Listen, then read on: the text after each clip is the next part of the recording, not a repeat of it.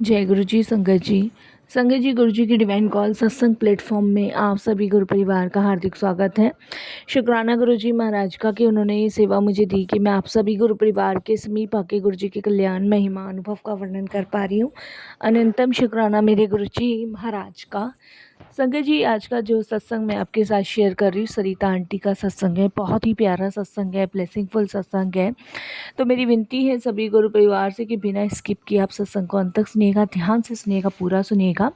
सत्संग का मतलब होता है सत्य का संग, और सत्संग की प्राप्ति जब ही होती है जब गुरु कृपा होती है। तो सभी गुरु परिवार से रिक्वेस्ट है कि आप सत्संग को बड़ी श्रद्धा भाव से सुनिएगा, गुरु जी का शुक्राना कीजिएगा।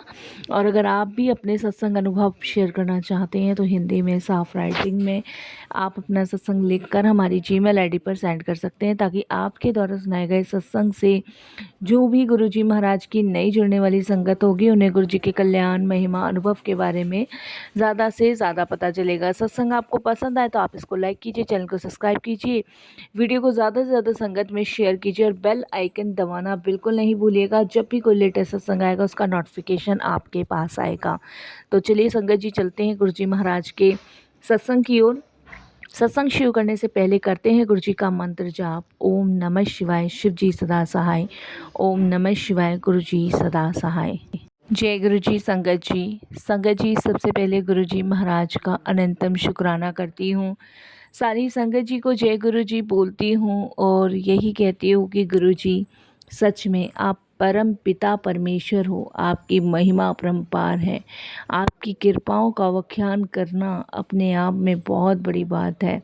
और आज ये जो सत्संग आप शेयर करने का मुझे मौका दे रहे हो, इसके लिए मैं आपका तहे दिल से गुरु जी बेनतहा शुक्राना करती हूँ और अपने मंत्र जाप से आपके सत्संग की शुरुआत करती हूँ। साथ संगत जी, अगर सत्संग शेयर करने में कोई भी भूल चूक हो तो क्षमा कीजिएगा। संगत जी, जब सहने की सारी हदें टूट जाती है ना, तब हमारे गुरुजी हमारे पास आते हैं। तब हमें वो मुश्किल रास्तों से बाहर निकालते हैं, मुश्किल उस दौर से बाहर निकालते हैं जहाँ हम सबसे ज़्यादा टूट गए होते हैं, बिखर गए होते हैं और सहम गए होते हैं। तब गुरुजी हमारे जीवन में आते हैं हमारा उद्धार करने के लिए।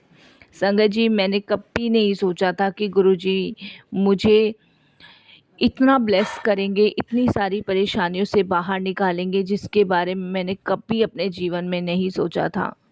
संगत जी, कभी कभी ज़िंदगी हमें इतना तोड़ देती है ना कि जीने की कोई वजह ही नहीं बचती। और ऐसा एक मोड़ संगत जी मेरी ज़िंदगी में भी आया। और संगत जी, उस मोड़ में गुरुजी ने मुझे अपने बच्चे की तरह संभाला। संगत जी, मैं एक ऐसी लड़की हूँ जिसने ये सोचा था कि शादी के बाद उसका संसार पूरा हो जाएगा, उसकी दुनिया बदल जाएगी। शादी के बाद मेरा पति, मेरे सास ससुर मुझे बेटी की तरह प्यार करेंगे। लेकिन संगत जी, शादी के कुछ महीने बाद ही सब कुछ बदल गया। संगत जी, जो कभी सोचा भी नहीं था ना, वो भी सब मेरे जीवन में होने लग गया। संगत जी, शादी के बाद कुछ टाइम तक तो सब सही चला, लेकिन मुझे ये नहीं पता था कि यहीं से मेरे जीवन के अब वो बुरे पल सामने आने वाले हैं जिनकी मैंने कभी कल्पना नहीं की थी। मेरे हस्बैंड अक्सर शराब पीकर आते और बिना बात के संगत जी मुझ पे हाथ उठाते। धीरे धीरे वो गालियाँ भी देते थे, पीटना भी शुरू करते थे, तिरस्कार करना शुरू किया। ये तो पहले कभी कभी का होता था, लेकिन संगत जी जैसे मानो अब उनकी आदत सी ही पड़ गई। मैं सत्संग के माध्यम से संगत जी यही कहना चाहूँगी कि जब भी पति एक बार हाथ उठाए तो उस समय आप उसकी अवहेलना कर दो, उसको रोक दो। जहाँ आपने उसे रोका नहीं तो वो उसकी आदत बन जाएगी, वो नियमित हो जाएगा। और वही कुछ मेरे साथ हुआ।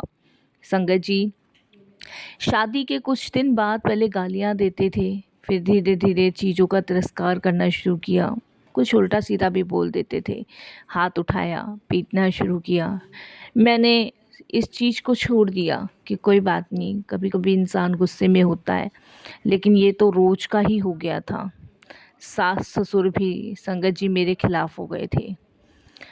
संगत जी, मायके वाले बस सिर्फ मेरी आवाज़ सुनते थे। अंदर का छुपा हुआ दर्द, दुख कोई सुनता ही नहीं था, ना ही समझ पाता था। मैं जब भी अपनी माँ से बात करती थी, वो सिर्फ मेरी आवाज़ सुनती थी, लेकिन मेरे अंदर का छुपा हुआ दर्द उन्होंने कभी महसूस नहीं किया। कभी नहीं मुझसे पूछा कि कैसी तुम दुखी हो, परेशान हो, कैसे तुम्हारी आवाज़ में वो मिठास नहीं है, कभी नहीं पूछा। शायद उन लोगों को यही लग रहा था कि हमने जहाँ शादी करी है ये बहुत खुश हैं, बट ऐसा कुछ नहीं था। एक दिन संगत जी, मैंने हिम्मत जुटाई भी, मैं आपको बताऊं कि मैंने एक दिन हिम्मत जुटाई कि मैं ये सारी चीज़ें अपनी फैमिली वालों को बताऊंगी। बट संगत जी, कोशिश करी भी और ना जाने मेरी सास को कहाँ से भनक लग गई और उन्होंने मेरे हस्बैंड को कह दी।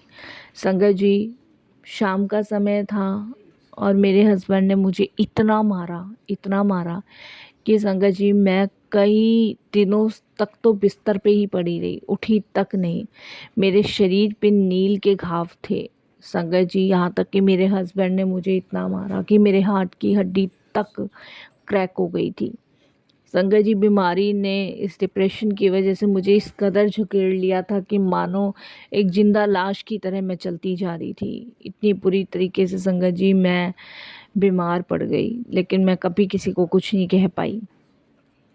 डॉक्टरों ने भी कहा था कि बीमारी तो कुछ नहीं है, रिपोर्ट सारी नॉर्मल है, इन्हें किसी चीज़ का डिप्रेशन है। मेरे हस्बैंड ना मेरे सास ससुर कोई समझने को तैयार ही नहीं था।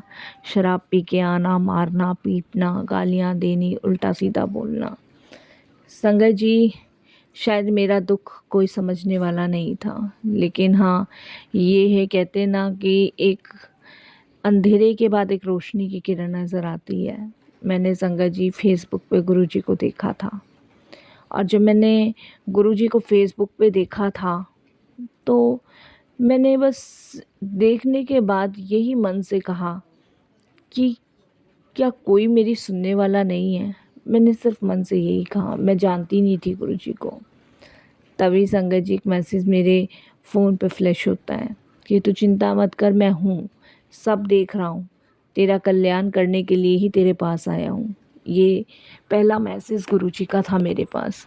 बड़े मन को शांति सी मिली, क्योंकि संगत जी अगर कोई झूठी कोई तसल्ली भी दे देना तब भी अच्छा लगता है। उसके बाद संगत जी, हमारे पड़ोस में गुरुजी का सत्संग था, और मुझे नहीं पता था कि ये वही गुरुजी हैं जिनको मैंने संगत जी फेसबुक पे देखा था। तो मेरी मदर इन लॉ मुझे साथ लेके गई थी, क्योंकि संगत जी जब हमारे यहाँ शादी हुई थी तब उनकी भी बहू हमारे यहाँ अपनी सास के साथ आई थी। तो मेरी सास ने बदला उतारने के लिए मुझे वहाँ ले जाना सही समझा, या ये कह लीजिए कि सास का तो एक बहाना था, क्योंकि गुरुजी ने बुलाना था, तो इसीलिए जब मैं वहाँ गई तो संगत जी, मैं जब सत्संग में बैठी तो मैंने वही गुरुजी देखे जो फेसबुक पे मुझे फ्लैश हुए थे। मैं देख के संगत जी एकदम से अंदर से कांपने लग गई, और संगत जी मेरी आंखों से आंसू निकलने शुरू हो गए। मेरी सास मुझे घूर के देख रही थी और बार बार बोली जा रही थी, यहाँ ड्रामा करने की ज़रूरत नहीं है, शाम को देख अक्षय को आन दे, उससे तुझे कितना पिटवाऊंगी। यहाँ पे रो रो के दिखा रही है कि क्या हम तुझे ठीक से नहीं रखते, ये वो। इस तरीके से सास बोली जा रही थी। इतने में एक आंटी आती हैं और मुझे एक जल प्रसाद की बोतल दे के जाती हैं, और मुझे बड़ी प्यार से कहती है, पी ले बेटा, पी ले, पियो पियो पियो, ऐसे करके बोली। जबकि वहाँ पे अंकल आंटी कह रहे थे, लेकिन उन्होंने मुझे बेटा करके कहा। मैंने वो जल प्रसाद पिया, और संगत जी रात को सिर्फ वहाँ यही डर लग रहा था कि घर जाऊंगी तो ये कहेंगी और फिर से वही मार पिटाई शुरू होगी। संगत जी, उसके बाद सत्संग में एक मंत्र जाप चला था, जहाँ पे मंत्र जाप करने के लिए बिठाया गया, और संगत जी वहाँ पे सत्संग के समापन में एक आंटी ने कहा था कि जब भी कोई परेशानी हो ना जीवन में, जब भी कोई दुख हो, तो तुम गुरुजी का एक सत्संग जो है वो रोज़ सुना करो और मंत्र जाप किया करो। यूट्यूब पे बहुत लिंक हैं गुरुजी के सत्संग के। संगत जी, गुरुजी का मंत्र जाप मुझे याद हो गया था, और मैंने संगत जी मन ही मन वो बोलना शुरू कर दिया। संगत जी, जब मैंने मन ही मन वो मंत्र जाप बोलते बोलते घर गई तो उस दिन मैंने देखा कि मेरे हस्बैंड तो पहले से आके सो गए थे, जबकि पहले कभी ऐसा नहीं हुआ संगत जी कि मेरे हस्बैंड सोए हों, लेकिन उस दिन पहले से आके वो सो गए थे। और संगत जी अगले दिन मेरी सास भी वो बात भूल गई। और संगत जी उस दिन के बाद से मेरे जीवन में परिवर्तन होना शुरू हो गया। संगत जी मेरे हस्बैंड को एक ड्रीम भी आया जिसमें वो बहुत थर-थर काँपते हुए उठे। उन्होंने देखा कि उन्हें किसी बाबा जी ने बहुत बुरी तरह डाँटा है और उन्होंने कहा है कि अब की अगर तूने शराब नहीं छोड़ी तो बहुत जल्द तेरी मृत्यु हो जाएगी। संगत जी ये शायद गुरुजी की कृपा थी और मेरे हस्बैंड ने उसके बाद से शराब छोड़नी शुरू कर दी। संगत जी क्योंकि वो पंडितों के पास जाते थे, जोशियों के पास जाते, तो पहले भी उनको लोगों ने बोला था।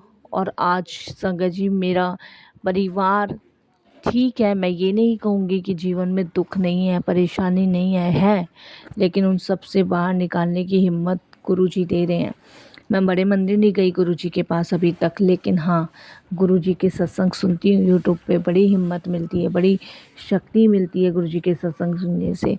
और लगता है कि हाँ, गुरुजी हौसला दिए जा रहे हैं और अब शायद मुसीबत जो भी है वो टलती जा रही है। तो संगत जी बस मैं यही कहना चाहूँगी कि सुख हो या दुख हो, निरंतर गुरुजी को याद करो, चिंतन करो और आप देखना कि आपके कैसे सारे कष्ट दूर होंगे।